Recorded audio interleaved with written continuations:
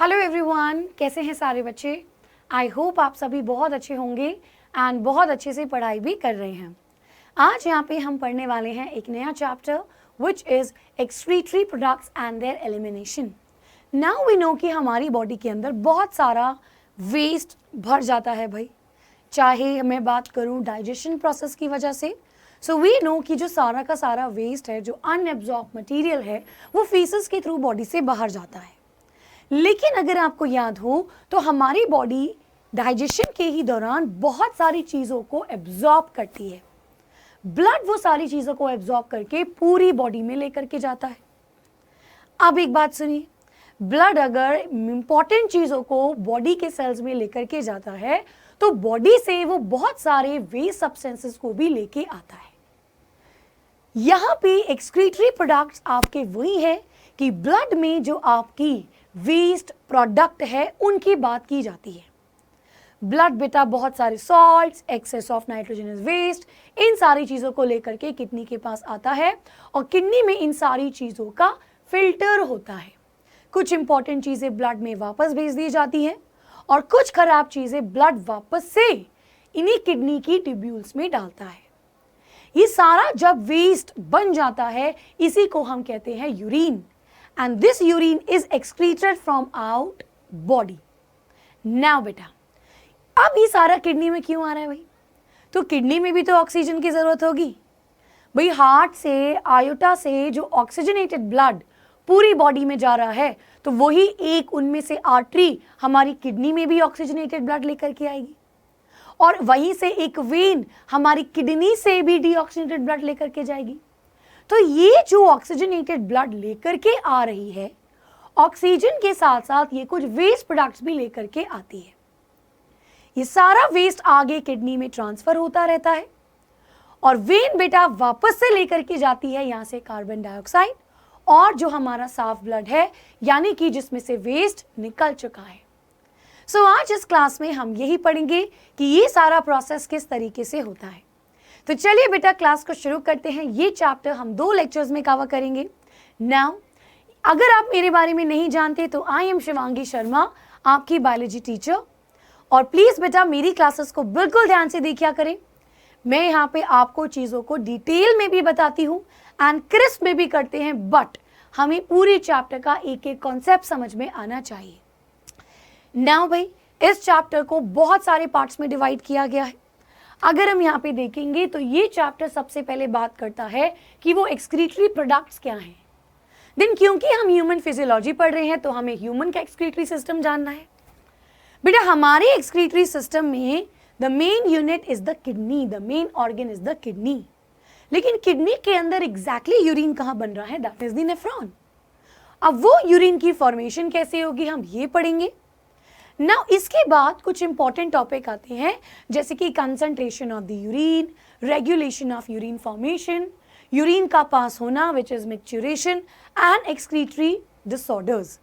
ये सारे टॉपिक हम नेक्स्ट क्लास में करेंगे। आज की क्लास में बेटा हम यूरिन फॉर्मेशन तक स्टडी करेंगे, यूरिन फॉर्मेशन तक स्टडी करेंगे। Then these topics will be covered in your lecture number 2। चलिए तो शुरू करते हैं अपनी क्लास को। जैसे मैंने कहा आज हम ये सारे टॉपिक्स कवर करने वाले हैं। सो नाउ सबसे पहले मैं यहाँ पे एक बार आपको बताऊं कि एनसीईआरटी के बेटा पॉइंट्स यहाँ पे बहुत ज़रूरी हैं। तो कुछ पॉइंट जो एनसीईआरटी में आपको पढ़ने हैं वो मैं यहाँ पे आपको मार्क कराऊंगी और जो भी उसके एक्स्ट्रा पॉइंट्स हैं वो मैं आपको एडिशनल पॉइंट्स लिखवाऊंगी ताकि हमारा चैप्टर अच्छे से कवर हो जाए। दूसरी चीज़, जिन चीज़ों का डायरेक्ट क्वेश्चन आता है कि यूरिन की फॉर्मेशन कैसे है, कि यूरिन क्या होता है, यूरिन की कंसंट्रेशन क्या है, सब कुछ वो बेटा हम डायरेक्टली उन पॉइंट्स को समझेंगे डायग्राम से और उसके शॉर्ट नोट्स लिखेंगे। एंड जो चीज़ें एनसीईआरटी के कुछ एक्स्ट्रा पॉइंट्स हमें ऐड करने हैं उसके लिए मैं एनसीईआरटी लेकर के आई हूँ। तो चलिए बेटा सबसे पहले बात करते हैं व्हाट इज एक्सक्रीशन। तो ऑब्वियस सी बात है भाई, एक्सक्रीशन कुछ नहीं होता, it is removal of the waste products. हमारी बॉडी से वेस्ट के रिमूवल को ही एक्सक्रीशन कहते हैं। लेकिन एक्सक्रीशन का जो फंक्शन है वो केवल वेस्ट का रिमूवल नहीं है, वो एक्चुअली ये जो वेस्ट का रिमूवल है, ये ब्लड में से ये वेस्ट जाता है. So this is very very important. तो जो वेस्ट का रिमूवल हो रहा है, that is nothing but purification of the blood, और I can say these waste are removed from the blood. Yes or no? अब इसके एक और फंक्शन है एक्सक्रीशन का, एक्सक्रीटरी सिस्टम का, हमारी बॉडी में सॉल्ट और वाटर बैलेंस को मेंटेन करना. बेटे देखिए, हमारी बॉडी में अगर फ्लूइड ज़्यादा होंगे तो हमारा ब्लड प्रेशर हाई होगा. क्यों? क्योंकि अगर ब्लड में फ्लूइड ज़्यादा है तो वो ज़्यादा वॉल्यूम है, यानी कि तो वो हमारी आर्टरीज में ज़्यादा प्रेशर एक्सर्ट करेगा. सो इस कंडीशन को हम हाई बीपी कहते हैं. तो इसको भी तो बैलेंस करना है. अगर ब्लड प्रेशर हाई हो रहा है तो उसको नॉर्मलाइज भी तो करना है, या अगर ब्लड प्रेशर कम है तो भी उसको बढ़ाना है. तो ये जो एक्सक्रीटरी सिस्टम है, ये दो फंक्शन परफॉर्म करता है. एक तो removal of waste from the blood, और दूसरी चीज बेटा ऑस्मो रेगुलेशन.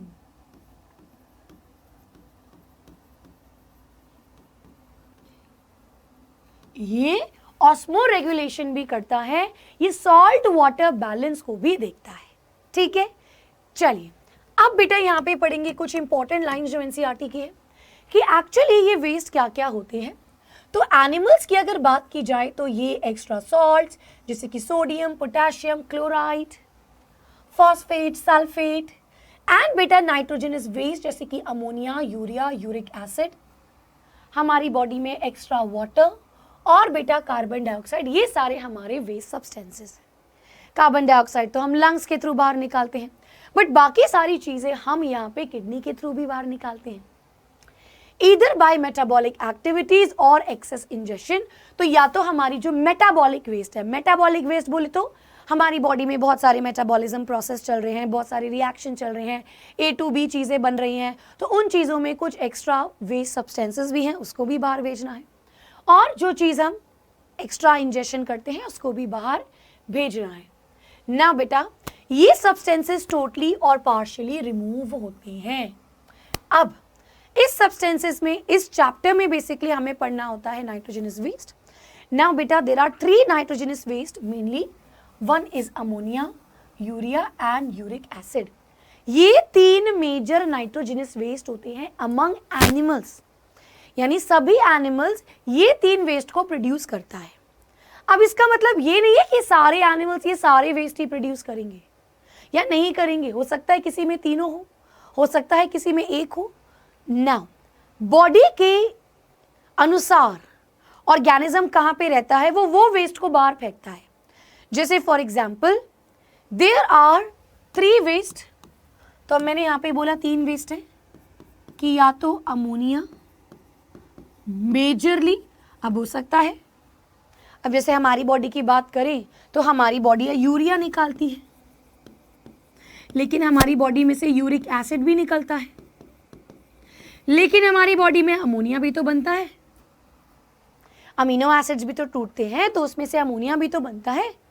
लेकिन हम अमोनिया नहीं निकालते, हम यूरिया निकालते हैं मेजरली, और कुछ अमाउंट में यूरिक एसिड भी.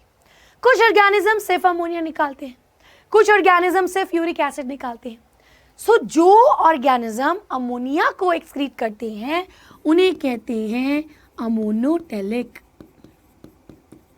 और जो ऑर्गेनिज्म मेजरली यूरिया को निकालता है उसे कहते हैं यूरियोटेलिक,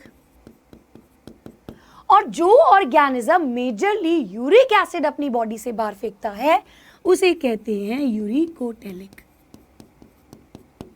ठीक है, चलिए अब अगर मैं इन सब से बात की जाए तो ये बेटा जो अमोनिया है ये हमारी बॉडी में सबसे ज्यादा टॉक्सिक है, किसी की भी बॉडी में, एनिमल की बॉडी में. Among all the 3 nitrogenous waste, ammonia is the most toxic nitrogenous waste, और ये बॉडी में बहुत रेडिली सॉल्यूबल हो जाता है. सॉल्यूबल है तो उसको बाहर फेंकने के लिए वाटर की जरूरत होगी, तो इसको सबसे ज्यादा पानी चाहिए होता है हमारी बॉडी से बाहर जाने के लिए. सो this is very very important point. It is the most toxic. Toxicity की बात करें तो उसके बाद यूरिया इज मीडियम, और अगर यूरिक एसिड की बात करें तो ये लीस्ट टॉक्सिक माना जाता है. अगर मैं वाटर की यूसेज की बात करूं तो ये मैक्सिमम वाटर चाहिए होता है इसको बाहर फेंकने के लिए, इसको बेटा अगेन मीडियम, और अगर यूरिक एसिड की बात करूं तो इसको लीस्ट अमाउंट ऑफ पानी चाहिए बॉडी से बाहर फेंकने के लिए। ठीक है, चलिए अब हम इसके बारे में कुछ और चीजें भी पढ़ेंगे जो इंपॉर्टेंट है। So we'll understand only the topics which are very very important. अब सबसे पहले यहाँ पे देखेंगे एक्सक्रीटरी ऑर्गन्स। अलग अलग ऑर्गेनिज्म में अलग अलग एक्सक्रीटरी ऑर्गन्स होते हैं। अब देखिए बेटा, तो तभी मैं एनसीईआरटी लेकर के आई हूँ सो दैट हमें एनसीईआरटी के अकॉर्डिंग इंपॉर्टेंट पॉइंट्स पढ़ने हैं। सो अगर मैं यहाँ पे बात करूँ प्लैटी हेलमिंथस की, जिन्हें हम फ्लैट वर्म्स कहते हैं, एग्जाम्पल प्लेनेरिया, यही सबसे पहले ऑर्गन लेवल सिस्टम आया था, यही सबसे पहले ट्रिप्लोप्लास्टिक आए थे। सो ये बेटा प्रोटोनेफ्रीडिया और फ्लेम सेल्स होते हैं। This is very very important. इनके पास प्रोटोनेफ्रीडिया और फ्लेम सेल्स होते हैं। ये कुछ रोटिफर, सम एनालिड्स में भी पाए जाते हैं। ठीक है, अब देखिए यहाँ पे क्या क्या है। Protonephridia, these are in platyhelminthes, कुछ रोटिफर्स में, कुछ एनालिड्स यानी कि राउंड वर्म, कुछ सिफेलोकॉर्डेटा में। सिफेलोकॉर्डेटा क्या होते हैं? आपने कॉर्डेट्स के अंदर 3 टाइप के पढ़े थे, यूरोकॉर्डेटा, सिफेलोकॉर्डेटा और वर्टिब्रेटा। तो सिफेलोकॉर्डेटा क्या था? जिनका हेड टू टो, जिनके पास नोटोकॉर्ड प्रेजेंट था बोथ लार्वल स्टेज में और अडल्ट स्टेज में। नाउ प्रोटोनेफ्रीडिया ये जो होते हैं बेटा, ये आयनिक फ्लूइड बैलेंस और यानी कि जिसको मैंने कहा ऑस्मो रेगुलेशन, ये सॉल्ट वाटर बैलेंस को भी मेंटेन करते हैं, बट प्राइमरी काम इनका यही है। So this is very very important point जो मैं मार्क कर रही हूं कि प्रोटोनेफ्रीडिया किसमें होते हैं, ये बेटा इनका प्राइमरी फंक्शन क्या है। ठीक है, चलिए ये मेरा हो गया यहाँ पे पहला प्रोटोनेफ्रीडिया। नेक्स्ट बेटा मेरे पास आता है इससे थोड़ा सा ज्यादा एडवांस, विच इज नेफ्रीडिया। तो ये बेटा ट्यूबुलर एक्सक्रीटरी ऑर्गन्स है और ये हमें देखने को मिलती है एनालिड्स के अंदर। तो annelid is example is earthworm. Nephridia help to remove the waste also, और ये ऑस्मो रेगुलेशन भी करते हैं। तो ये दोनों काम कर रहे हैं, ये नाइट्रोजनस वेस्ट को भी बाहर फेंक रहे हैं और ऑस्मो रेगुलेशन भी कर रहे हैं। नाउ बेटा वेरी वेरी इंपॉर्टेंट, बहुत बार ये क्वेश्चन पूछे जाते हैं, इनफैक्ट ये क्वेश्चन नीट में भी पूछे जाते हैं। We have Malpighian tubules. ये बेटा जो माल्फिगियन टिब्यूल्स होते हैं ये आपके मोस्टली इंसेक्ट्स में होते हैं। सो क्वेश्चन आता है कि कॉकरोचेस में कौन सा है, तो इट इज दी माल्फिगियन टिब्यूल्स। ये भी नाइट्रोजनस वेस्ट को बॉडी से बाहर निकालते हैं और ऑस्मो रेगुलेशन भी करते हैं। तो इसके भी दोनों पॉइंट्स हैं। Now there are some other organ जो आपसे क्वेश्चन पूछा जाता है। तीसरा है आपका दी एंटीनल ग्लैंड्स, जिसको हम ग्रीन ग्लैंड्स भी कहते हैं, एंटीनल और ग्रीन ग्लैंड्स।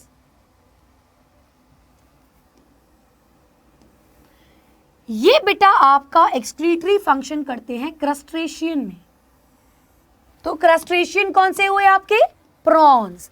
तो प्रॉन्स हमने किस में पढ़ा है भाई? होते ये भी हमारे आर्थ्रोपोडा के अंदर ही है, लेकिन ये प्रॉन्स, इसमें आपके एंटीनल या ग्रीन ग्लैंड्स आते हैं। तो क्वेश्चन में आपको पता होना चाहिए कि प्रोटोनेफ्रीडिया कहाँ है, नेफ्रीडिया कहाँ है और ग्रीन ग्लैंड्स माल्फिगियन टिब्यूल्स कहाँ है। 4 पढ़ लिए। नाउ बेटा कुछ और पूछे जाते हैं क्वेश्चन जो आपके एनिमल किंगडम में भी आपने पढ़े हैं, तो उसको भी हम यहाँ पे लिख देते हैं। तो यहाँ पे हमारे कितने हो गए? 4 ये वाले पॉइंट हो गए।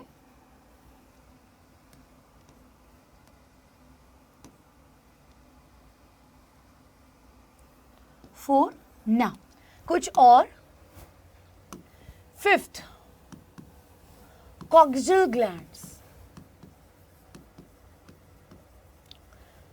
बेटा कॉक्सियल ग्लैंड देखने को मिलता है आर्थ्रोपोडा के कुछ मेंबर्स को जो कि अरैकिनिड्स में आते हैं, जैसे कि स्पाइडर।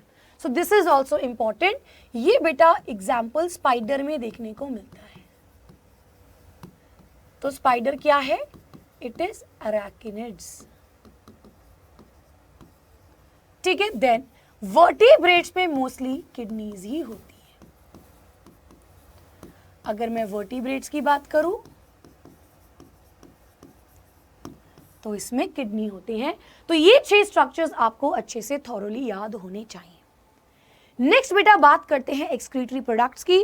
तो मैंने आपको बताया था, हमने 3 एक्सक्रीटरी प्रोडक्ट की बात करी, ammonia, urea and uric acid. So चलिए बेटा इसको यहाँ पे पढ़ेंगे। चलिए,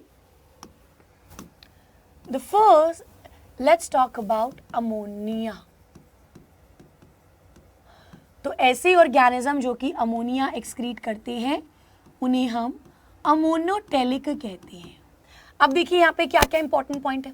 तो मैंने आपको क्या बोला कि ये सबसे ज्यादा टॉक्सिक है, ठीक है, ये रेडिली सोल्यूबल है बेटा, इसीलिए इसको पानी से बाहर फेंकने के लिए बॉडी से बाहर फेंकने के लिए खूब सारा पानी चाहिए होता है। So that is around, it needs 300 to 5 ml of water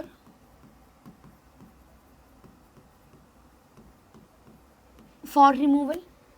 ठीक है, नेक्स्ट बेटा क्या इंपॉर्टेंट है कि ये हमारी बॉडी में, किसी की भी बॉडी में स्टोर नहीं हो सकता, these can't be stored। और ये कैसे बनता है? ये अमीनो एसिड से बनता है। अमीनो एसिड की जब डीएमिनेशन होती है, यानी कि जब रिमूवल होता है अमीनो ग्रुप का, तो हमें अमोनिया मिलता है। नेक्स्ट बेटा, ये बॉडी से बाहर कैसे जाता है? तो ये सिंपल डिफ्यूजन से, इन सब से जाता है ना। इसके से पहले ये लाइन बड़ी इंपॉर्टेंट है कि क्योंकि इसको काफी सारा लार्ज अमाउंट में पानी चाहिए बॉडी से बाहर निकलने को, इसीलिए ये वेस्ट वही ऑर्गेनिज्म एक्सक्रीट करते हैं जिनके पास वाटर की अवेलेबिलिटी हो। हम जैसे टेरेस्ट्रियल ऑर्गेनिज्म इतना ज्यादा वाटर लॉस अफोर्ड नहीं कर सकते। तो ये बेटा कौन से ऑर्गेनिज्म में देखने को मिलता है? This is very very important. तो ये बोनी फिशेस में, जो कि आपकी फ्रेश वाटर फिशेस हो गई मोस्टली, ठीक है। देन बेटा ये एक्वेटिक इंसेक्ट्स में,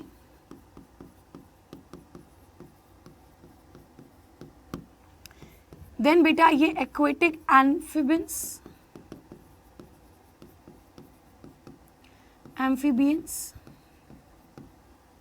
अब एक्वेटिक एम्फीबियंस, अब देखिए बेटा इसमें आपका एग्जांपल सैलमेंडर हो गया ना। अब जो यहाँ पे चीज बता रही हूँ, this is very very important. Frog का टेडपोल, वेरी इंपॉर्टेंट बेटा। जो फ्रॉग का टेडपोल है, frog is a terrestrial amphibian, लेकिन ये बेटा अगर टेडपोल है ये अमोनिया एक्सक्रीट करता है, लेकिन जो अडल्ट फ्रॉग है वो यूरिया एक्सक्रीट करता है। So this is very very important. और इनफैक्ट सारे ही लोअर इनवर्टिब्रेट्स में भी ये होता है, ठीक है। ये चीज यहां पे बहुत बहुत इंपॉर्टेंट है। नाउ बेटा this is very very important कि अब क्योंकि ये सबसे ज्यादा टॉक्सिक है और इस तरीके से इसको बॉडी से बाहर भेजने को जरूरत है। हाँ, ये बेटा प्रोटोजोअन्स में भी होता है, ठीक है। चलिए ना, अब ये बॉडी से बाहर कैसे जाता है? तो इनके पास अगर गिल्स होगी तो गिल्स के सरफेस से जाएगा, अगर बॉडी है सिंपल, अगर कोई ऑर्गन नहीं है तो बॉडी के सरफेस से जाएगा।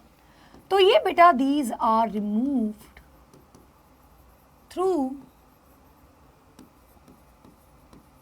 बॉडी सरफेस,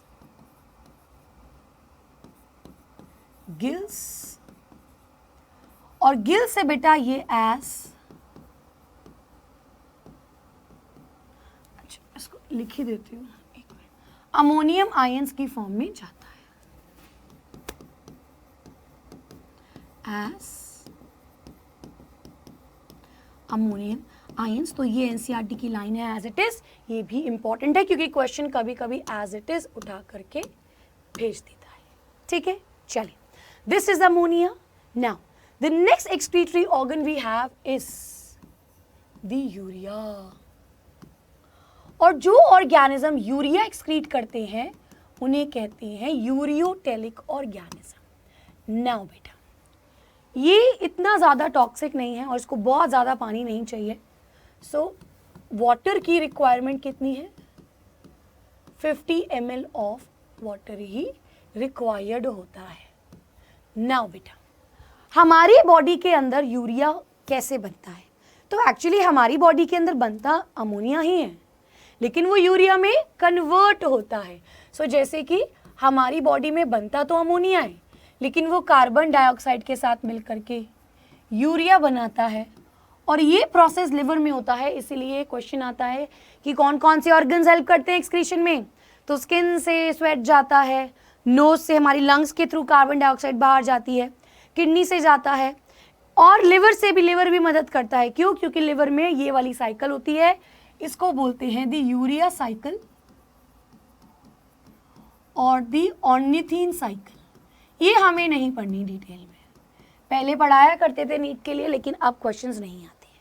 ठीक है, चलिए, ये हो गई बेटा बात। नाउ अब ये कहाँ कहाँ देखा जाता है, कहाँ कहाँ पाए जाते हैं? तो कौन कौन से ऑर्गेनिज्म में ये है? These are present in cartilage fishes, जो आपकी मरीन हो गई, एग्जाम्पल जैसे कि शार्क्स। ठीक है, देन ये बेटा कहां से निकलता है? मैमल्स में। देन बेटा हाँ, टेरेस्ट्रियल एम्फीबियन,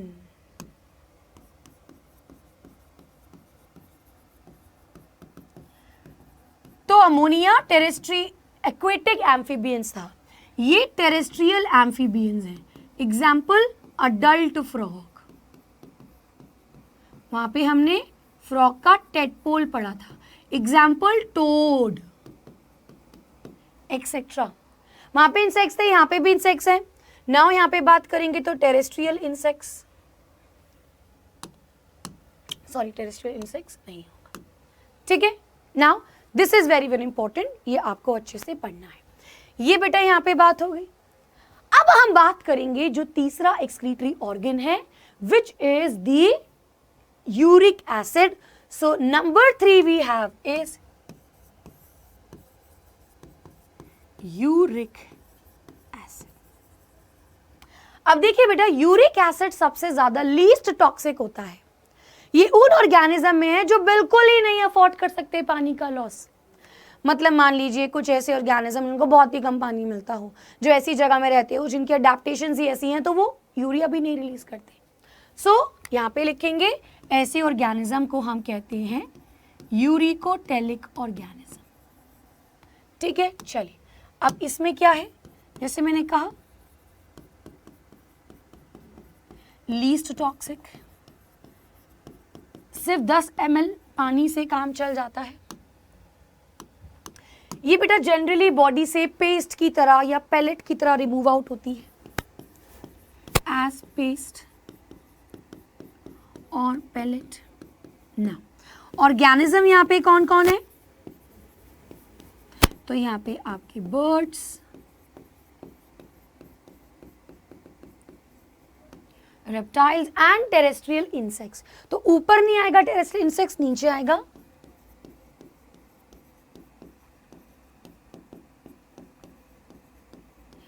जैसे कॉकरोचेस वगैरह हो गए ना सारे,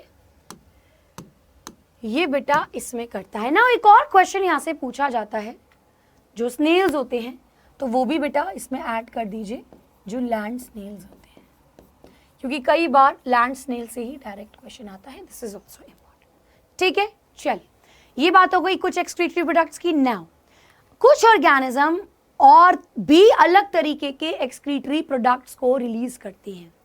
ये ना ही अमोनिया है, ना ही यूरिक एसिड है, ना ही यूरिया है, हालांकि वो भी कर सकते हैं बट कुछ अलग। नाउ कौन कौन से एक्सक्रीटरी प्रोडक्ट्स हैं, कौन कौन से ऑर्गेनिज्म है? तो यहाँ पे देखेंगे बेटा, जैसे कि पिल्ला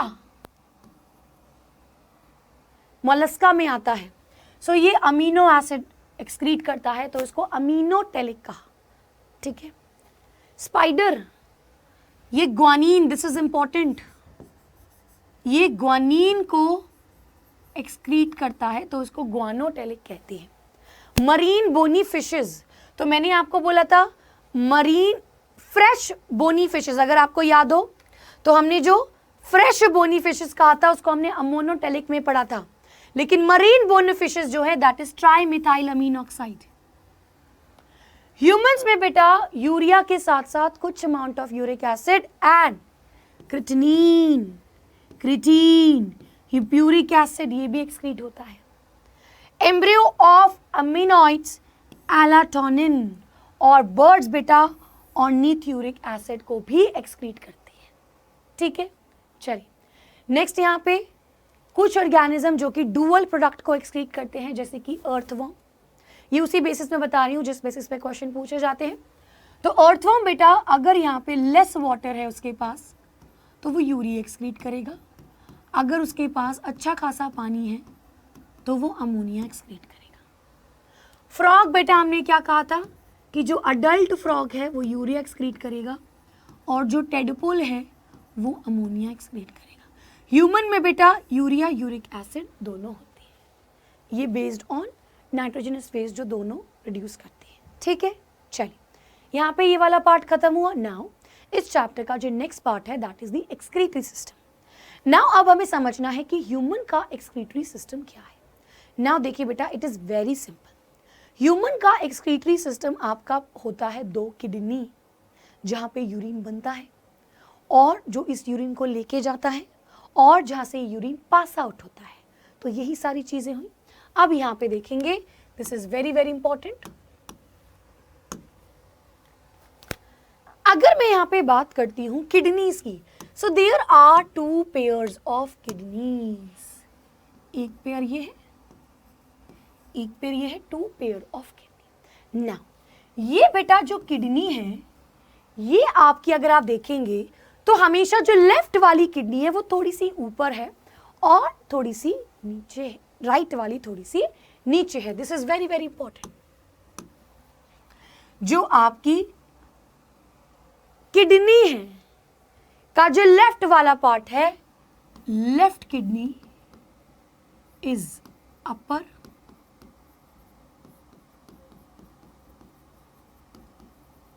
and near to the body,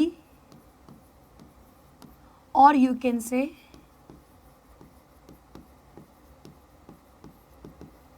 medial surface या near to center भी बोल सकते हैं।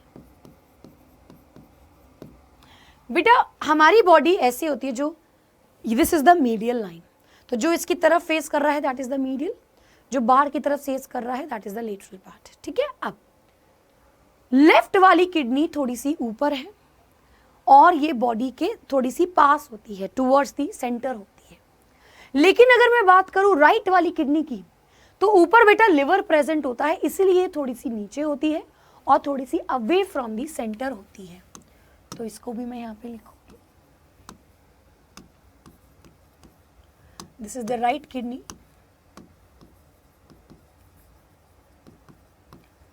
तो ये कैसी है, this is lower because of liver and it is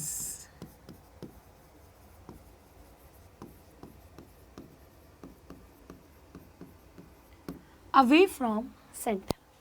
ठीक है, नाउ किडनी बेटा प्रेजेंट कहां पे होती है, तो where are these kidney present? These are present on either side of the vertebral column। तो ये हमारी डॉर्सल सरफेस में है, either side of the vertebral column। Now look at here, जो हमारी बॉडी में हार्ट है, हार्ट बेटा ऑक्सीजनेटेड ब्लड पूरी बॉडी में भिजवाता है through the aorta. Aorta further arteries, further arterioles में डिवाइडेड होती है। सो जो आर्टरी किडनी में आ रही है this is the renal artery. ये बेटा क्या करती है, ये ऑक्सीजनेटेड ब्लड को किडनी में लेकर के आती है फ्रॉम दी हार्ट। ठीक है, और जो बेटा रीनल वेन है, रीनल वेन ये डीऑक्सीजनेटेड ब्लड को किडनी से हार्ट में लेकर के जाती है। ठीक है, चलिए ये दोनों की ही आर्टरीज जो है बेटा ये एंटर कर रही हैं इसमें। अब यहाँ पे क्या होता है, आप देखेंगे कि किडनी के अंदर बहुत सारे फर्दर स्ट्रक्चर होते हैं। सो kidney is the main structural and functional unit of excretory system. लेकिन किडनी के अंदर होते हैं नेफ्रॉन्स जहाँ पे यूरिन बनते हैं। अगर आप किडनी को देखेंगे तो इसका जो ये वाला पार्ट है, let me just highlight this part,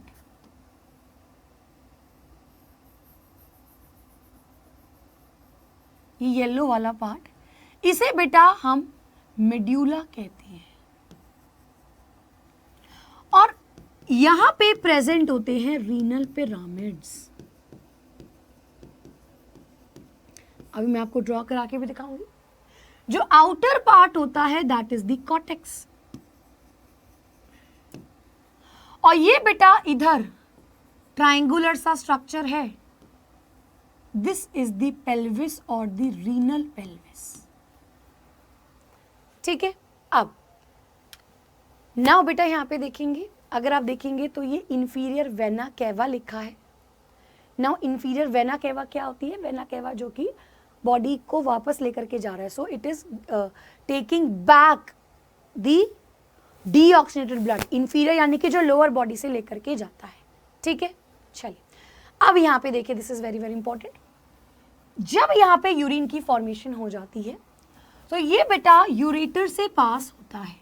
so there are pair of ureters जो कि यूरिन को पास करवाती है और लेकर के आती है यूरिनरी ब्लैडर में, जहां पे ये आपका स्टोर होता है urine. Then there is the urethra, और यूरेथ्रा बेटा कुछ इस तरीके से होता है। यहाँ पे स्पिंस्टर मसल्स होती हैं। So there is upper involuntary sphincters और लोअर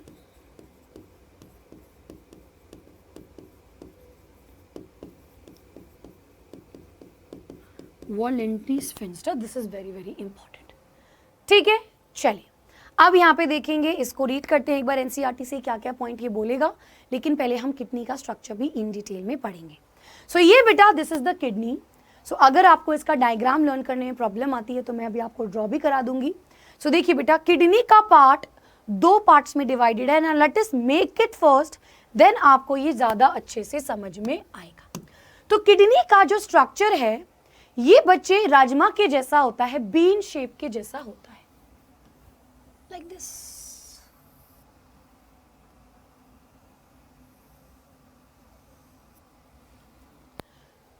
बॉडी की तरफ ये वाला सरफेस फेस कर रहा है, बॉडी के अगेंस्ट ये वाला सरफेस फेस कर रहा है।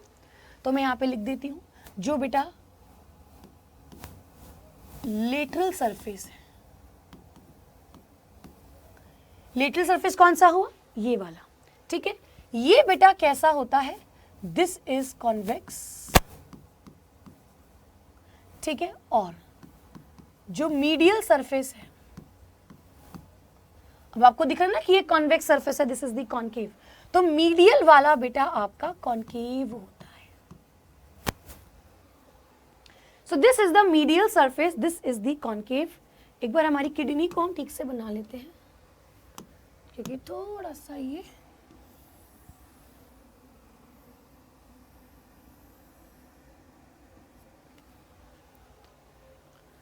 अब ठीक से बनी है क्या?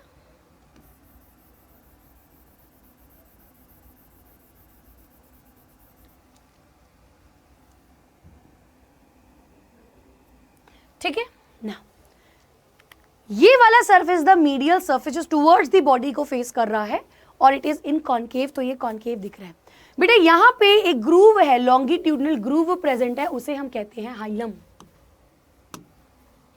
सो यहां पे देयर इज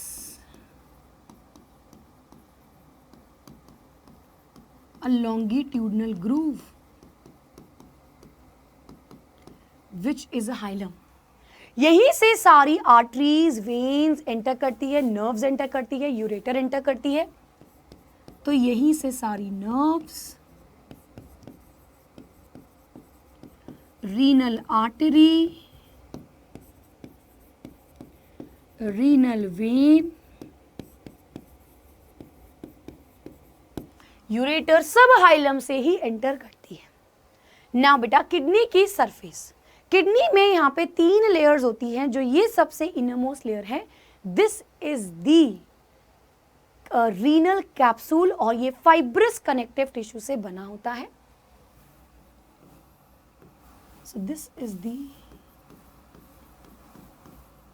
रीनल कैप्सूल। ये कैसा होता है? White fibrous connective tissue. बेटा इसके ऊपर एक और परत होती है, एडिपोज टिश्यू की लेयर होती है। तो यहां पे मैं आपको बनाती हूं।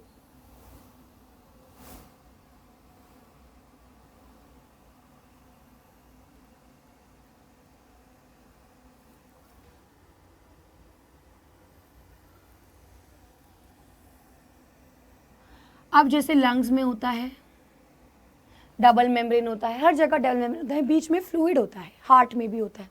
तो वो फ्लूइड बेटा फ्रिक्शन से बचाता है। यहाँ पे कोई फ्लूइड नहीं होता। तो ये यहाँ पे इसके अंदर पूरा, मैं सिर्फ यहीं पे डॉटेड बना रही हूँ नहीं पार्ट में। This is the adipose tissue. तो यहाँ पे कोई फ्लूइड नहीं है, यही यहाँ पे शॉक को एब्जॉर्ब करेगा। सो लेट अस राइट,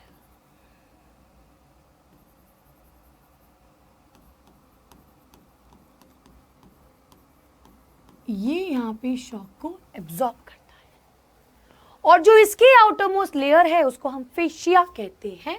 तो इसको मैं यहाँ लिखूंगी, जो बाहर की जो परत है, एक्चुअली दिस परत, दिस इज द रीनियल फेशिया। ये भी कनेक्टिव टिश्यू है और ये बेटा स्ट्रेंथ प्रोवाइड करती है। ठीक है ना, लेट्स टॉक अबाउट किडनी के अंदर। तो जैसे मैंने कहा, किडनी का जो पूरा किडनी है ये 2 पार्ट्स में डिवाइडेड है, अंदर के पार्ट्स और बाहर के पार्ट्स। सो एक बाहर का पार्ट है यहाँ पे और एक अंदर का पार्ट है। तो लेट्स सपोज ये बाहर का पार्ट है पूरा, ये मैं यहाँ पे जो डॉटेड बना रही हूँ,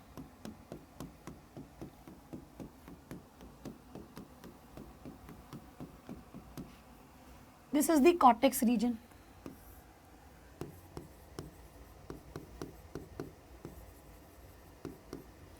और अंदर का पार्ट जो होता है that is the medullary region. तो अंदर का पार्ट जो कि मेडुलरी रीजन है, इस मेड्यूला में बेटा पिरामिड्स होते हैं, रीनल पिरामिड्स, ट्रायंगुलर स्ट्रक्चर्स होते हैं, उस तरीके से ये डिवाइडेड।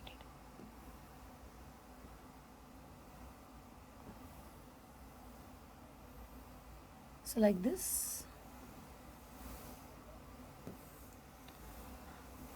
अब यहां पे मैंने ज्यादा नहीं बनाए हैं, इस तरीके से यहां पे रीनल पिरामिड होते हैं। ठीक है, चलिए तो इसको मैं यहां पे लिख देती हूं। This is the renal pyramid.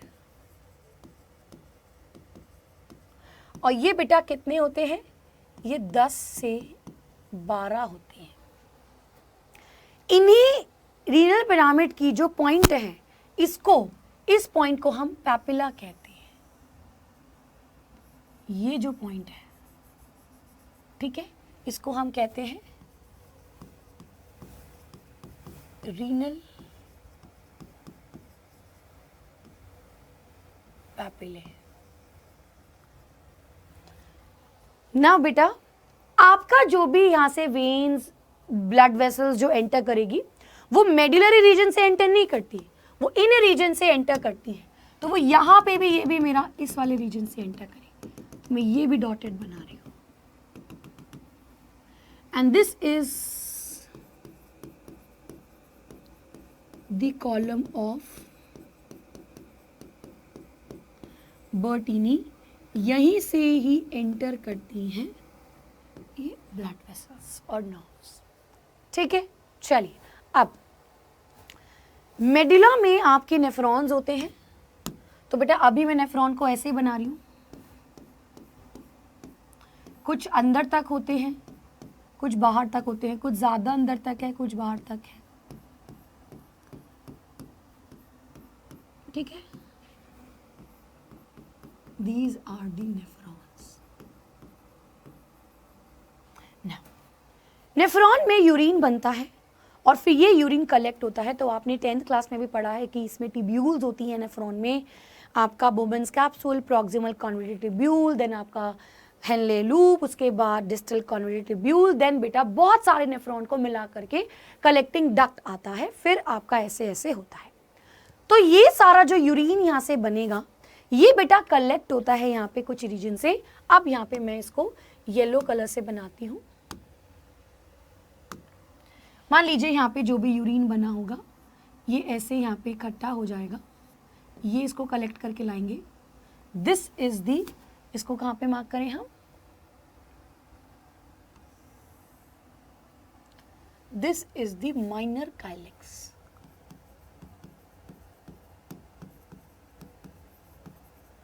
और ये कितने होते हैं, ये भी 10 से 12 हैं, क्योंकि हर मेड्यूला से कलेक्ट कर रहे हैं, सॉरी हर पिरामिड से कलेक्ट कर रहे हैं। अच्छा ये बेटा फर्दर इनको कौन कलेक्ट करता है, इस वाले यूरिन को फर्दर यहाँ पे कलेक्ट करेंगे। तो मान लीजिए इसका यूरिन ये कलेक्ट कर रहा है, इसका यूरिन ये कलेक्ट कर रहा है, इसका यूरिन ये कलेक्ट कर रहा है। तो ये आपके होते हैं दी मेजर कैलिक्स। तो इसको मैं यहां पे बना रही हूं।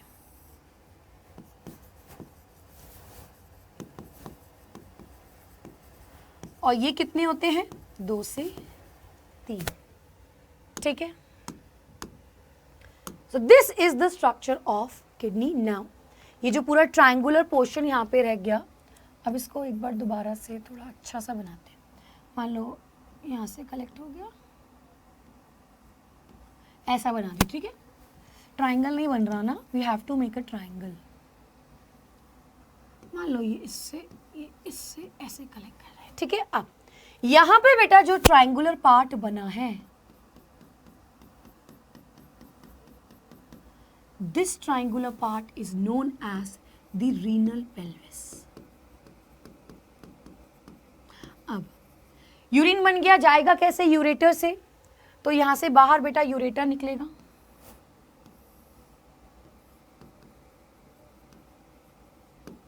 और यहाँ पे क्या आएंगी, ब्लड वेसल्स भी आएंगी, रीनल आर्टरी और रीनल वेन। तो यहाँ पे मान लो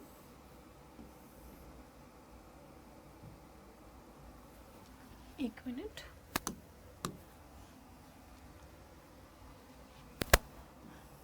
मैं ऐसे ही बना रही हूं अभी सिर्फ दिखाने के लिए, ठीक है। So this is the renal vein and red वाला is the renal artery. This is the kidney का स्ट्रक्चर। ये आपका कंप्लीट स्ट्रक्चर होता है ऑफ अ किडनी, ठीक है। चलिए इसको देखिए बेटा, फिर हम इसको अब डायग्राम को देखते हैं। तो यही हमने यहाँ पे बात करी बेटा, ये रीनल कॉलम क्या है, this is only the column of Bertini renal medullary pyramid बेटा। और इनमें आपके ये नेफ्रॉन्स हैं जो लाइनें बना रखी है। बाहर वाला part is the cortex, this is the renal capsule अंदर वाला, ठीक है। ये यूरेटर बेटा यूरिन को लेकर के आएगा। अब देखो माइनर कैलिक्स कौन सी हैं, ये बेटा these are the minor calyx. और ये क्या है जो इनमें से लेकर के आ रहा है, these are the major calyx. और ये वाला पार्ट क्या है, this is the renal pelvis, ठीक है। चलिए अब ये तो बात हो गई यहाँ पे किडनी की, लेकिन किडनी के अंदर क्या है ये समझना है। इससे पहले एक बार एनसीईआरटी की कुछ इंपॉर्टेंट पॉइंट्स को रीड करते हैं जो हमें लिखने की जरूरत नहीं है। लेट अस रीड दोस पॉइंट्स। ह्यूमन एक्सक्रीटरी सिस्टम में पेयर ऑफ किडनीज होते हैं, एक पेयर ऑफ यूरेटर होता है, एक यूरिनरी ब्लैडर और एक यूरेथ्रा। किडनी बेटा रेडिश ब्राउन कलर की है, बीन शेप की है, और ये लास्ट थोरैसिक से थर्ड लंबर रीजन में प्रेजेंट है। दिस इज द इंपॉर्टेंट, ठीक है। हर किडनी में आपके क्या होता है, 10 से 12 सेंटीमीटर की लेंथ ईच किडनी की, और 5 से 7 सेंटीमीटर की विड्थ, 2 से 3 सेंटीमीटर की थिकनेस होती है। एवरेज वेट 120 से 170 ग्राम होता है। नाउ टुवर्ड्स द सेंटर अगर बात करें तो कॉन्केव सरफेस है टुवर्ड्स द सेंटर। यहाँ पे बेटा एक किडनी में नॉच प्रेजेंट है, यानी कि लॉन्गिट्यूडनल ग्रूव जिसे हमने कहा था, दैट इज द हाइलम। यहीं से बेटा ब्लड वेसल्स, नर्व सब कुछ एंटर करेगी ना।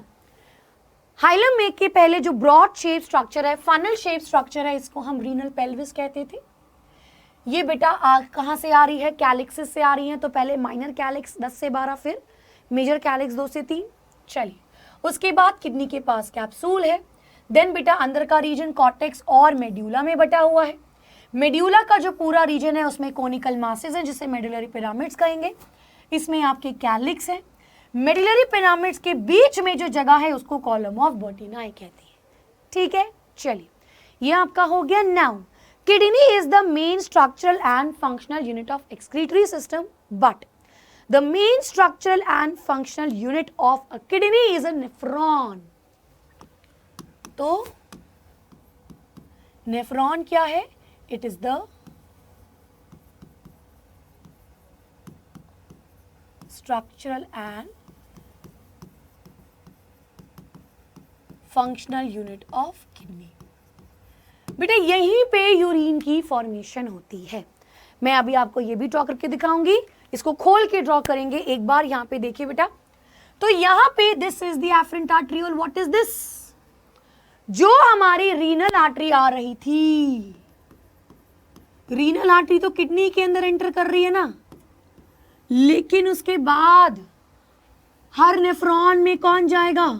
हर नेफ्रॉन में जाएगी रीनल आर्टरियोल, और उसी रीनल आर्टरियोल के नेटवर्क से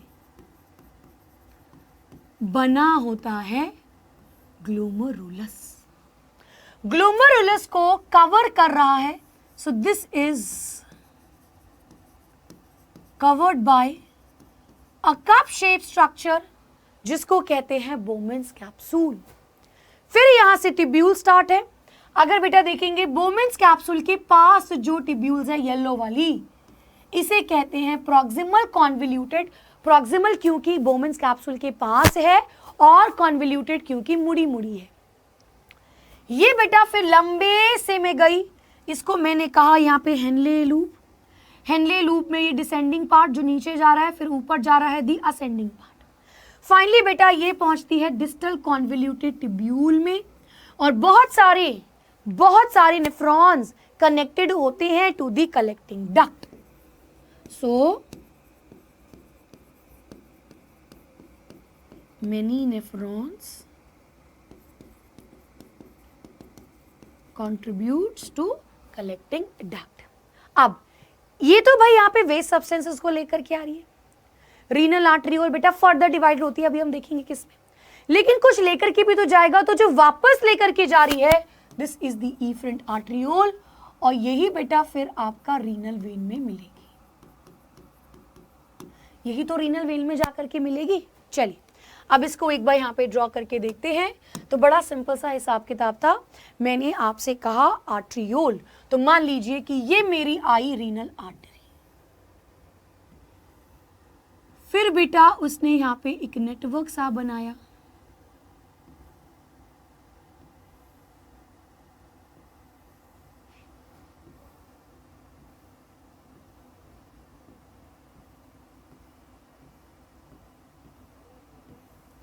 मान लीजिए नेटवर्क बन गया, और ये बेटा उसके बाद यहां से जाती है renal vein. Now if you closely ध्यान से देखो, तो ये बेटा जो मैंने रीनल आर्टरी बनाई है, ये बड़ा इंपॉर्टेंट पॉइंट है भाई।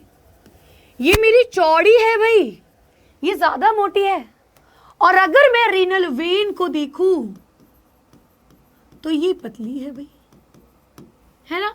इसका बड़ा इंपॉर्टेंट रोल अभी देखेंगे ना।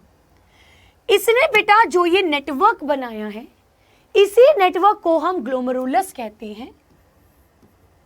सो दिस इज द ग्लोमेरुलस। ठीक है, अब ये ग्लोमेरुलस फर्दर एक कप शेप बोमन कैप्सूल से कवर्ड है। दिस इज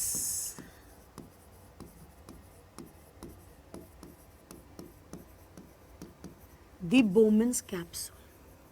ठीक है, बीच में बेटा क्या होगा, द बेसमेंट मेम्ब्रेन प्रेजेंट होगा। तो यहां पे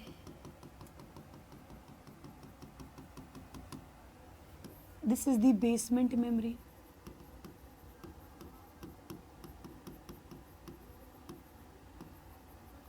ठीक है, अब ये बेटा घूमती है इस तरीके से, और ये वाली आपकी टिब्यूल हुई,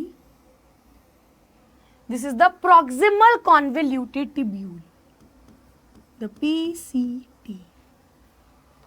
ये फर्दर उसके बाद इधर इस तरीके से,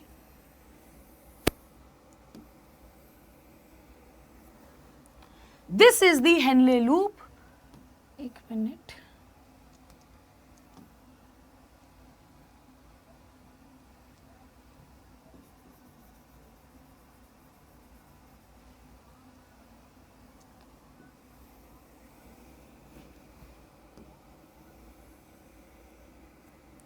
एंड फाइनली इस तरीके से एक और,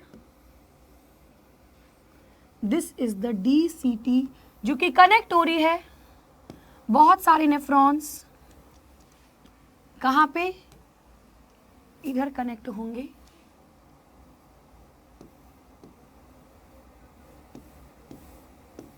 with the collecting duct. So this is the descending Henle loop, this is the ascending Henle loop।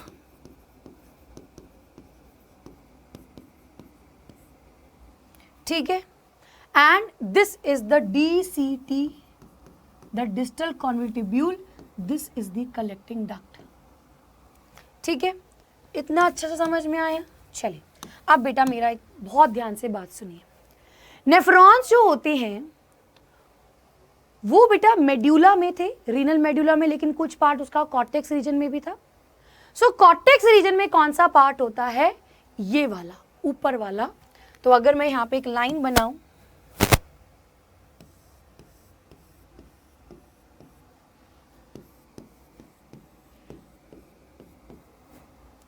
This is the medulla and this is the cortex। तो मेड्यूला में क्या क्या आ रहा है, मेड्यूला में आपका PCT आ रहा है, बोमेन्स कैप्सूल आ रहा है, ग्लोमेरुलस आ रहा है, DCT आ रहा है। अगर कॉर्टेक्स की बात करूं तो हेनले लूप आ रहा है और कलेक्टिंग डक्ट आ रहा है। Very very important. कभी कभी ऐसा होता है किसी किसी नेफ्रॉन का हेनले लूप बहुत अंदर मेड्यूला तक होता है, उसको बेटा हम जक्स्टा मेड्यूलरी नेफ्रॉन कहते हैं। तो इसके बारे में मैं आपको लिखवाऊंगी, there are 2 types of nephron. एक मेरा जक्स्टा मेड्यूलरी नेफ्रॉन, इसमें क्या है, इसमें जो मेरा हेनले लूप है that is deep into the medulla. और दूसरे होते हैं बेटा कॉर्टिकल नेफ्रॉन, जो मेरा ज्यादा अंदर तक नहीं होता, ये मेरा not deep into the Henle loop, ये मेरा जो मोस्टली है ये कॉर्टेक्स रीजन में ही प्रेजेंट होता है। These are the 2 type of Henle loop. ठीक है, चलिए अब मैंने आपसे यहां पे क्या बात की थी कि बेटा ये जो एफरेंट आर्टरी है, अब ये मैंने रीनल आर्टरी लिखा है और ये रीनल वेन लिखा है। अब अगर आप याद करें, रीनल आर्टरी और वेन तो किडनी में एंटर कर रहे थे, नेफ्रॉन में हमने उसको आर्ट्रियोल कहा था, तो हम इसको आर्ट्रियोल कहेंगे। और जो आ रही है उसको एफरेंट, जो जा रही है उसको क्या बोलेंगे, इफरेंट। तो इसीलिए मैंने आपको पहले यहाँ पे रीनल लिखा ताकि आपको ये ध्यान रहे, this is the efferent arteriole जो चौड़ी है, और जो जा रही है यहां से this is the efferent arteriole. ये आगे जाकर के वेन्यूल्स में कनेक्ट होगी, फिर रीनल वेन में कनेक्ट होगी। इसी रीनल, इसी एफरेंट आर्ट्रियोल ये लेकर के जा रही है, ये इस साइड आ रहा है और ये इसका ब्लड इस साइड जाएगा। अब इसकी कुछ पतली पतली ब्रांचेस आती हैं। अब देखिए बेटा होता क्या है, किडनी में ब्लड आया, किडनी ने हर नेफ्रॉन में ब्लड गया, तो हर एफरेंट आर्ट्रियल ब्लड यहाँ पे लेकर के आए। ये बेटा जो आपका बोमेंस कैप्सूल है, इधर ही जो ब्लड है वो फिल्टर होता है, इधर आपका जो ब्लड है वो फिल्टर होता है, फिल्टरेशन। फिर वो जहां सारा जो फिल्टरेट है वो यहां पास करता है, इसको यहां लिखती हूं, दिस इज द फिल्टरेट।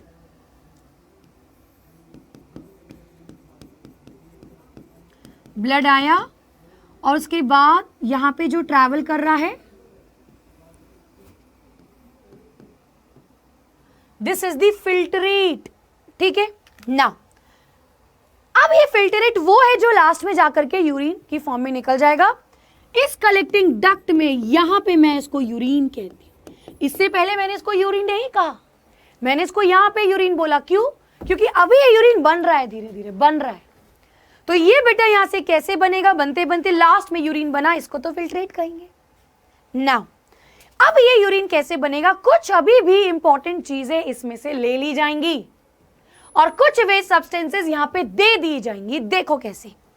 तो ये जो रीनल आर्टरीज, सॉरी ये जो इफरेंट आर्ट्रियोल है, इसकी कुछ ब्रांचेस यहां पे कनेक्ट होंगी, something like this. Let's suppose इसकी एक ब्रांच आ रही है, ये बेटा इसके आसपास घूमी हुई होती है।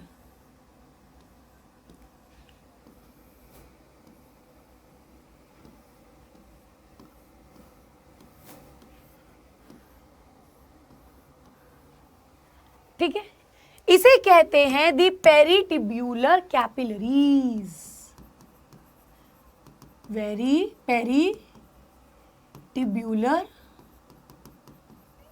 कैपिलरीज। तो ये बेटा आपकी इफरेंट आर्ट्रियोल की ही ब्रांच है। इफरेंट आर्ट्रियोल की कुछ ब्रांचेस यहां पे हैं।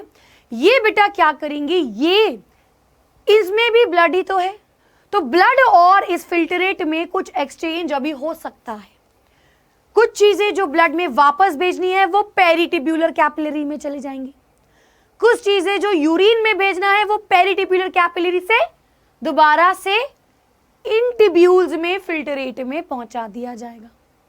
ठीक है, चलिए अब यहां पे ये जो पेरिटिब्यूलर कैपिलरीज हैं, इनमें से एक और ब्रांच वासा रेक्टा के पास होकर के निकलती है, सॉरी हेनले लूप के पास होकर के निकलती है, उसे कहते हैं वासा रेक्टा। बहुत इंपॉर्टेंट है, दिस इज वासा रेक्टा। तो ये भी भाई पेरिटिब्यूलर कैपिलरी से ही है। ठीक है ना, आप समझ आया। तो यूरिन किडनी में यहाँ पे सबसे पहले फिल्टरेशन होगी, आगे पास फिल्टरेट होगा, फिल्टरेट करते करते करते करते यूरिन निकल जाएगा। लेकिन स्टार्टिंग में हो सकता है सारी चीजें ब्लड की, हो सकता है कुछ एक्स्ट्रा चीजें आगे चली गई हैं तो उसको रखना है वापस, तो इनमें से पेरिटिब्यूलर कैपिलरीज उसको इन टिब्यूल से वापस ले लेगी। हो सकता है कुछ चीजें अभी भी ब्लड में हो खराब, तो वो बेटा इन टिब्यूल्स में उसको वापस भेज देगा। अब जो मैं बार बार टिब्यूल्स बोल रही हूं, सो this is very very important कि जो आपका नेफ्रॉन है वो दो पार्ट्स में कवर्ड डिवाइडेड है, एक आपका ग्लोमेरुलस और एक tubules. So this is the glomerulus and this is the Bowman's capsule. सो देखेंगे बेटा,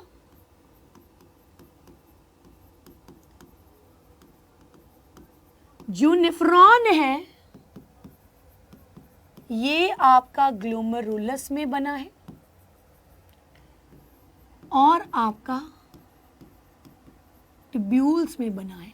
टिब्यूल्स कहां से शुरू हो जाती है, ये बोमेंस कैप्सूल से ही शुरू है, फिर पीसीटी, फिर हेनले लूप, फिर डीसीटी, फिर बहुत सारे नेफ्रॉन्स का कलेक्टिंग डक्ट। ठीक है, अब बेटा ये जो ग्लोमेरुलस और बोमेंस कैप्सूल को साथ में मल्फीगियन कॉर्पस्कल या मल्फीगियन बॉडी कहते हैं। इन दोनों को साथ में माल्फिगियन बॉडी कहते हैं इसको और इसको। ठीक है, चलिए अब यहाँ पे कुछ इंपॉर्टेंट चीज़ हमें पढ़नी है कि यहाँ पे क्या क्या प्रेजेंट होता है। सो देखिए बेटा, सबसे पहले बात करते हैं यहाँ पे हम ग्लोमेरुलस की। तो ग्लोमेरुलस तो आपका एफरेंट आर्टरियोल से बना है ना। चलिए उसके बाद बात करते हैं बेटा बोमेन्स कैप्सूल की। तो बोमेन्स कैप्सूल दो तरीके का है। एक बेटा इसकी इनर मेम्ब्रेन, ये वाली जो मेम्ब्रेन होगी दैट, एक इसकी अंदर वाली द इनर मेम्ब्रेन जो ग्लोमेरुलस को टच कर रही है, and this is the outer membrane.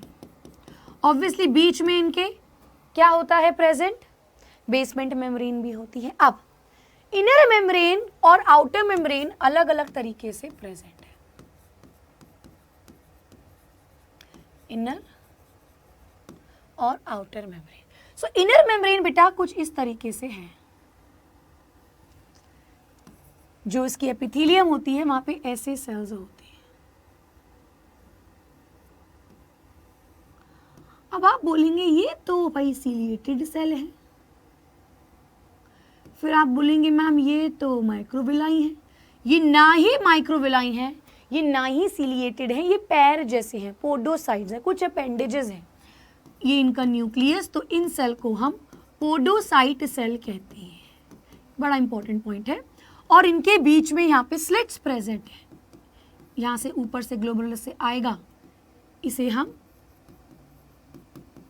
Filtration slits कहते हैं। ये अंदर वाली मेम्ब्रेन में प्रेजेंट। ठीक है, अगर मैं आउटर मेम्ब्रेन की बात करूं तो ये सिंपल स्क्वामस एपिथेलियम से बनी है। सिंपल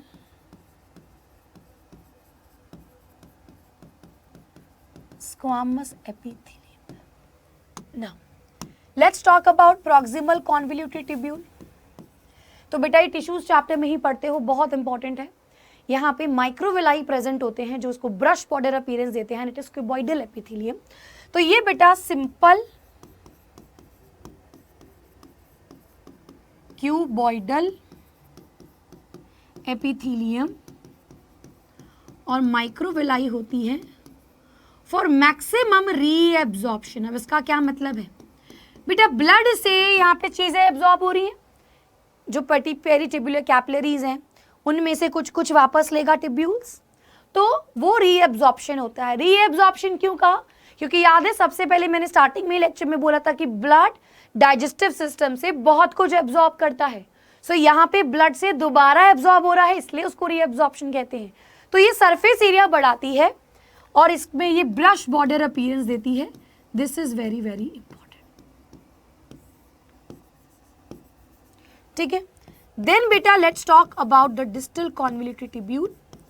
और इनके पास भी सिंपल क्यूबॉइडल है, लेकिन माइक्रोविलाई नहीं होता, कोई ब्रश बॉर्डर अपीयरेंस नहीं होता, ये भी सिंपल क्यूबॉइडल एपिथेलियम। अगर मैं यहां पे बात करूं कलेक्टिंग डक्ट की, तो ये कॉलमनर एपिथेलियम है।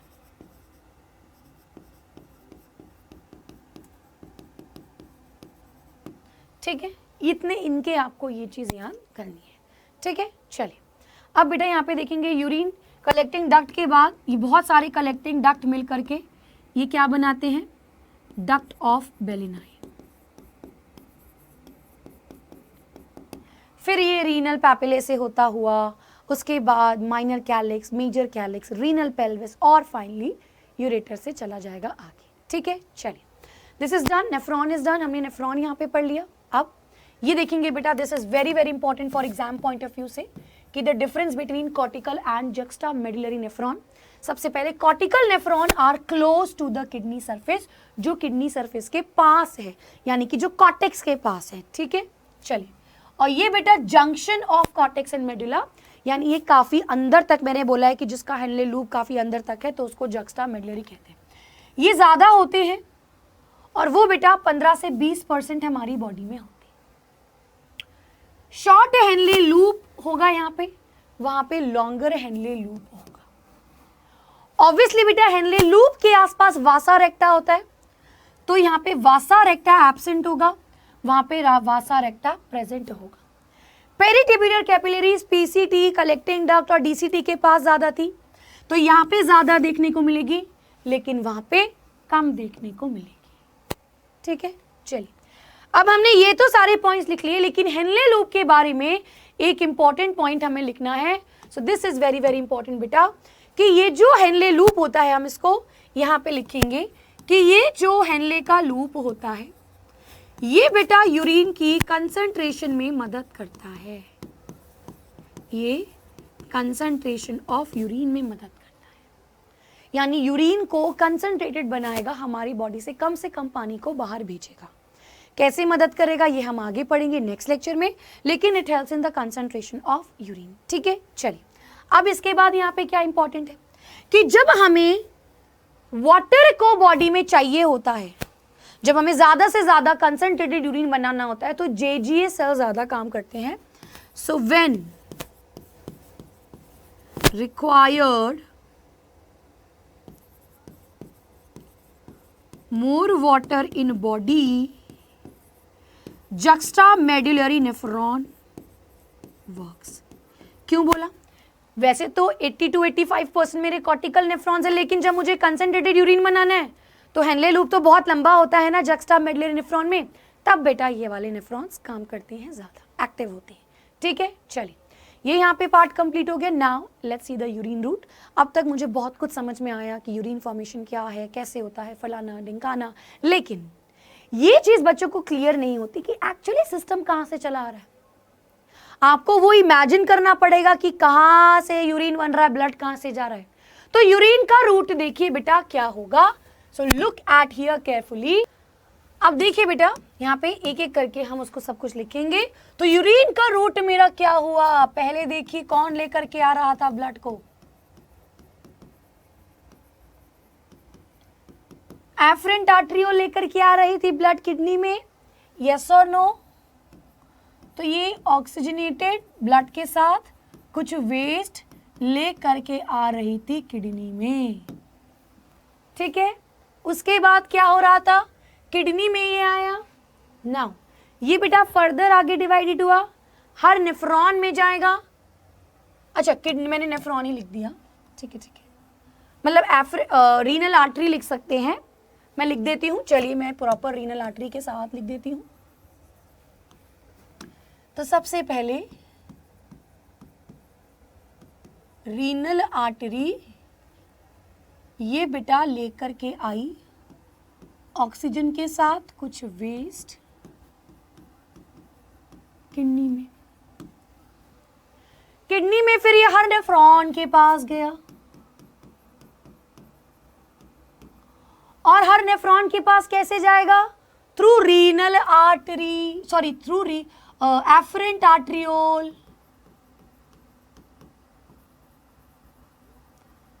तो एफरेंट आर्टरियोल उसको नेफ्रॉन में लेकर के आया। चलिए बेटा अब ये जो एफरेंट आर्टरियोल है ये कहां पे लेकर के आया, पहले ग्लोमेरुलस, फिर प्रॉक्सिमल कॉन्वोल्यूटेड ट्यूब्यूल, फिर हेनले लूप, फिर distal convoluted tubule.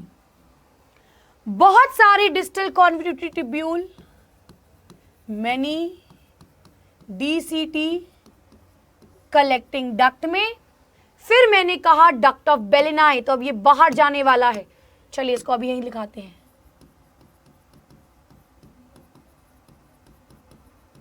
Duct of Bellini. अब ये किडनी से बाहर आ रहा है, वो सॉरी नेफ्रॉन का पार्ट नहीं है भाई, नेफ्रॉन का पार्ट आपका डीसी तक ही था। अब डक्ट ऑफ बेलेनाई से कहां पे आया, ये लेकर के आएगा इसको मेजर कैलिक्स में। पहले माइनर कैलिक्स फिर मेजर कैलिक्स में। अब मेजर कैलिक्स इसको रीनल पेल्विस में लेकर के आएगा। तो यहां से बेटा क्या हुआ, this is the your major calyx, then आपका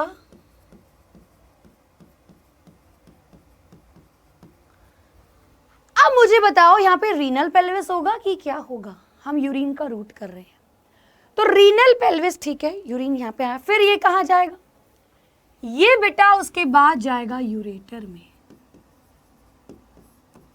यूरेटर से यूरिनरी ब्लैडर में, उसके बाद यूरेथ्रा में। This is the route of urine, ठीक है। चलिए, अब ये तो बात हो गई रूट ऑफ यूरिन की, लेकिन ब्लड ही तो ये सब लेकर के जा रहा है, तो ब्लड वापस भी जा रहा होगा बॉडी में, ब्लड का रूट समझते हैं, तब आपको सारी चीजें ध्यान से समझ में आएगी। अब देखिए बेटा, ब्लड कैसे आता है, हमारे हार्ट से आता है। हार्ट में बेटा आयोटा होती है, आयोटा की स्पेलिंग गलत लिख दी भाई, हार्ट में आयोटा, आयोटा बेटा छोटी छोटी आर्टरीज में डिवाइडेड है, तो renal artery, renal artery further divided है एफरेंट आर्ट्रियोल। अब एफरेंट आर्ट्रियोल इसको फिर नेफ्रॉन में लेकर के जाएगी, तो एफरेंट आर्ट्रियोल। फिर बेटा अब यहां पे क्या हुआ, this comes to the glomerulus. Now glomerulus में आगे चला गया फिल्टरेट, तो मैं इसको ऐसे लिखती हूं कि ये ग्लोमेरुलस में आया, यहां से अच्छा एक तो चला गया आपका फिल्टरेट, आगे चला गया, ठीक है, ये आगे जाकर के यूरिन में निकलेगा, लेकिन बाकी बची कुछ चीजें ब्लड में वापस जानी है। अब तो ग्लोमेरुलस के बाद यहीं से निकलती है इफरेंट आर्ट्रियोल,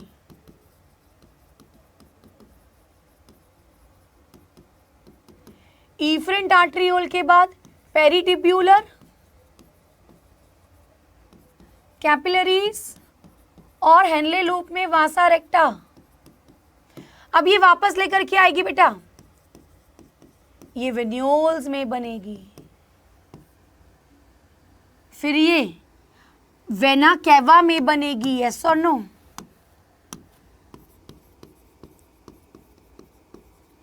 और कौन सी, इंफीरियर वेना कैवा, फिर बेटा ये हार्ट में लेकर के आएगी, यस और नो। इनफैक्ट इसके पहले रीनल वेन भी आ जाएगा, तो यहां पे एक स्टेप और आ गया,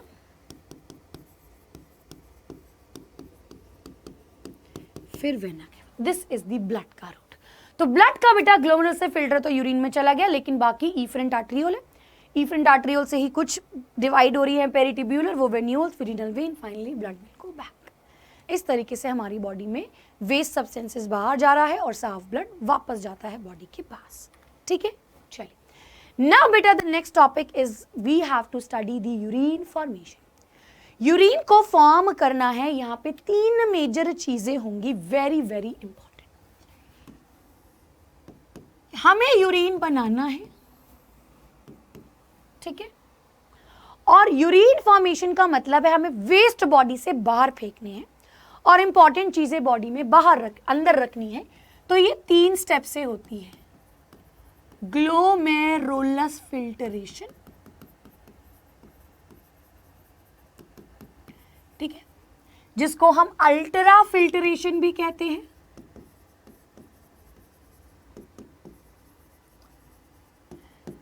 देन बेटा आपका होता है ट्यूब्यूलर रीएब्जॉर्प्शन,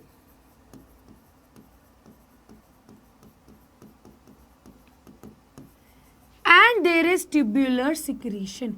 ये मेन 3 स्टेप्स होते हैं जो कि यूरिन में फॉर्म करते हैं। अब इसको ध्यान से सुनो। अब आपको पता है ब्लड कैसे आता है, किडनी में क्या हो रहा है, सम अगड़म झगड़म किधर से कहाँ आ रहा है आपको पता है। अब बेटा ग्लोमेरुलस में ब्लड आया तो वी नो जो एफरेंट आर्ट्रियोल है ये वेस्ट के साथ लेकर के आती है ग्लोमेरुलस में। ग्लोमेरुलस में बेटा ये फिल्टर होता है, फिल्टर का मतलब क्या होता है, जैसे चाय छानते हैं छन्नी से, तो चाय ग्लास में चली गई, चाय पत्ती छन्नी में रह गई। तो जो बड़े बड़े पार्टिकल्स हैं, जो भी लार्जर प्रोटीन्स, ब्लड के cells, it stay in glomerulus and go back, वापस चले जाते हैं। और जो वेस्ट सब्सटेंसेस हैं ये बेटा बोमेन्स कैप्सूल में चला जाएगा, इसे ही कहते हैं फिल्टरेट, इसे ही कहते हैं फिल्टरेट। अब इस फिल्टरेट में क्या होगा, ट्यूब्यूलर रीएब्जॉर्प्शन और ट्यूबुलर सिक्रीशन। तो ये बेटा किसके बीच में हो रही है, देखिए मान लीजिए कि ये ट्यूब्यूल है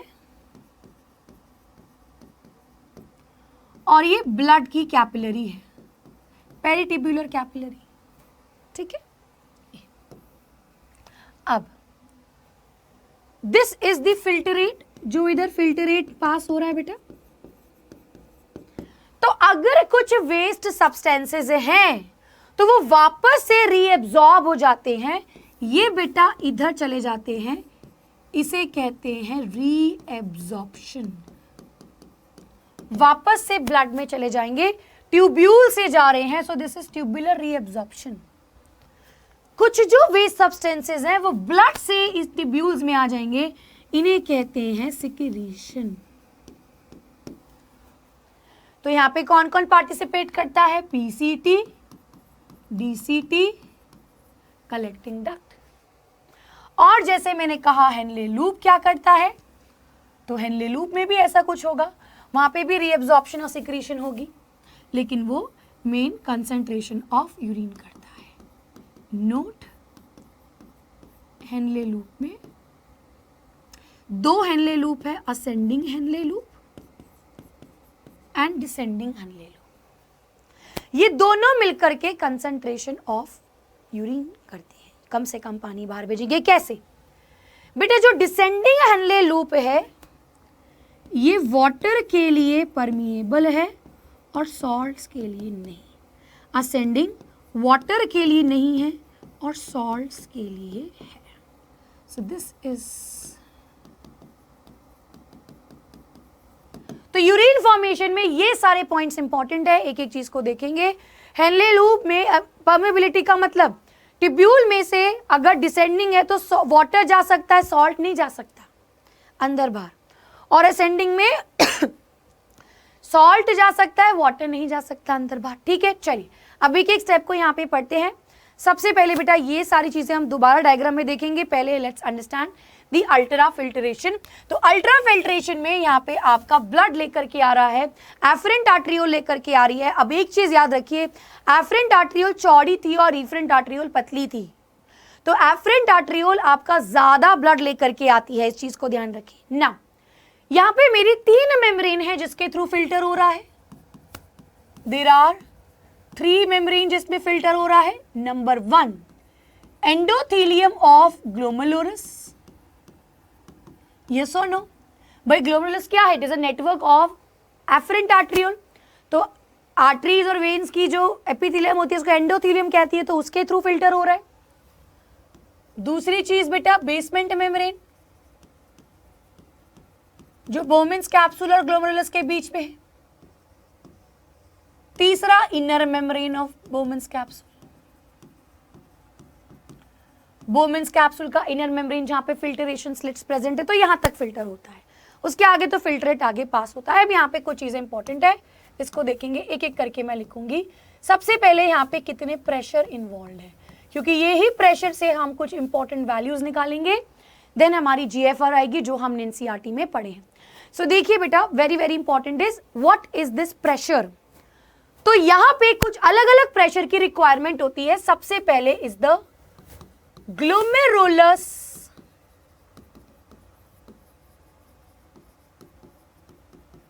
हाइड्रोस्टैटिक प्रेशर। क्या बोला मैंने, ग्लोमेरुलस हाइड्रोस्टैटिक प्रेशर।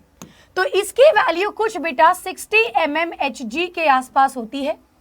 तो ये बेसिकली क्या कर रहा है, जब हमारा मान लीजिए ये मेरी एफरेंट आर्टरियोल आई, ये मेरा ग्लोमेरुलस है, यहाँ पे मेरी इफरेंट आर्टरियोल गई, तो यहाँ पे बेटा मोर ब्लड आ रहा है, तो यहाँ पे ब्लड कुछ टाइम के लिए स्टे कर रहा है, तो ये वाला ब्लड यहाँ पे लेस ब्लड बाहर जा रहा है। तो यानी कि जो रुका हुआ ब्लड है, जो यहाँ पे हाइड्रोस्टैटिक ब्लड का प्रेशर है वो ज्यादा है, तो ये बेटा नीचे की तरफ प्रेशर पुट करेगा, ये फेवर करेगा फिल्टरेशन में। सो यहाँ पे क्या क्या पॉइंट इंपॉर्टेंट है कि ये बेटा this is what, this is the proteins, नहीं एक मिनट इसको मैं ऐसे लिखती हूं, this is the pressure of blood through glomerulus capillaries, yes और no, of blood through glomerulus. ठीक है, चलिए ये क्या करता है, ये फेवर करेगा, it will favour the filtration. चलिए बेटा अगला यहां पे प्रेशर कौन सा है मेरा, ब्लड कोलॉइडल ऑस्मोटिक प्रेशर।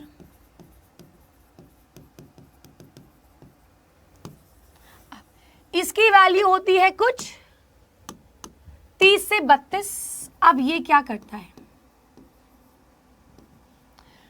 जो प्रेशर यहां पे बोमेंस, ये ब्लड के प्रोटीन्स हैं, जो यहां पे ब्लड के प्रोटीन्स होंगे वो उसको ऊपर की तरफ प्रेशर देंगे, यानी कि वो फिल्टरेशन को रोकेंगे। सो दिस इज द ब्लड का जो कोलॉइडल सब्सटेंसेज है, जो प्रोटीन्स हैं, उसके थ्रू जो प्रेशर होगा, तो यहां पे क्या लिखूंगी, these are the pressure from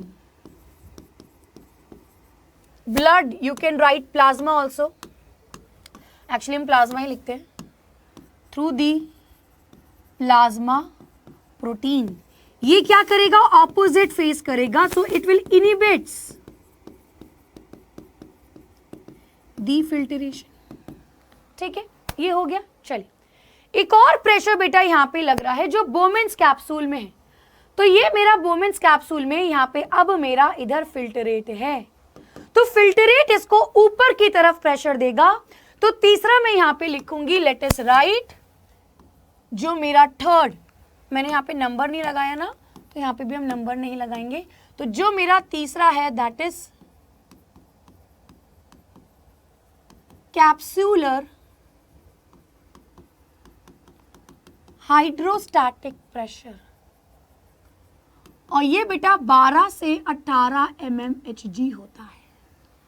तो ये क्या है, जो फिल्टरेट प्रेशर एक्सर्ट कर रहा है, it is by the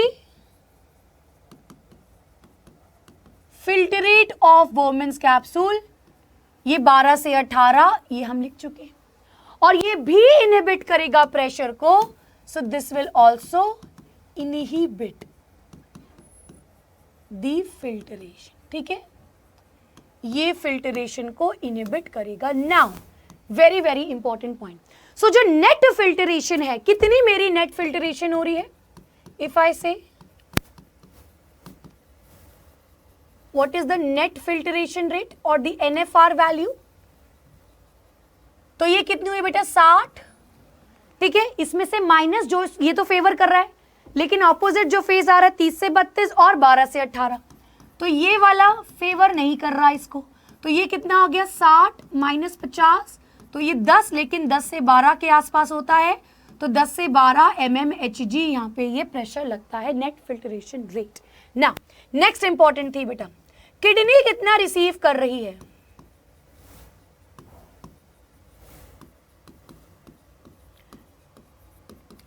now we know 25% of 5 ml, एक मिनट, 5 लीटर। एक बात बताइए बेटा, कार्डियक आउटपुट जो हमारा होता है, हमने पढ़ा है, this is the cardiac output, यानी हमारा जो हार्ट है वो कितना ब्लड पंप करता है, उसका 25% ब्लड ही किडनी को मिलता है, यानी कि 25% ऑफ 5 लीटर, तो ये बेटा अराउंड हुआ आपका 1000 से 1200 ml। अब मुझे पता है इस पूरे ब्लड में केवल 55% ही मेरा प्लाज्मा है, बाकी तो मेरा रेड ब्लड सेल्स है, वो तो वापस चला जाएगा, तो 55% बेटा उसके हिसाब से ये 650 ml हुआ। 650 ml ब्लड किडनी में आ रहा है। अब जो वैल्यू हम निकालते हैं, the GFR glomerulus filtration rate, यानी एक दोनों किडनी कितना कितना प्रोड्यूस करेंगी फिल्टरेट जो ट्यूब्यूल्स में आगे पास करेगा 180 लीटर पर डे, वो वैल्यू यहीं से आएगी, तो इसको हम यहीं पे लिख देते हैं। सो अब देखिए बेटा, the GFR, so it is the filtrate produced by both kidney and all nephron पर मिनट अगर मैं बात करूं तो ये बेटा वैल्यू कितनी होती है?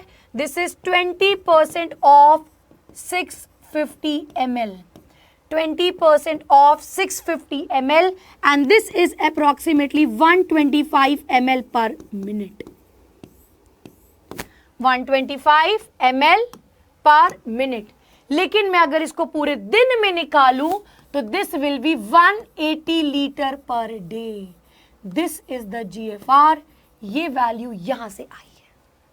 ठीक है, चलिए, मेरा आपको फिल्ट्रेशन समझ आया? फिल्ट्रेशन कैसे होता है? नेक्स्ट बेटा यहां पे चीजें होंगी रीएब्जॉर्प्शन, यानी कि ब्लड वापस से कुछ चीजें ले लेगा, तो 99.9% चीजें रीएब्जॉर्ब हो जाती है।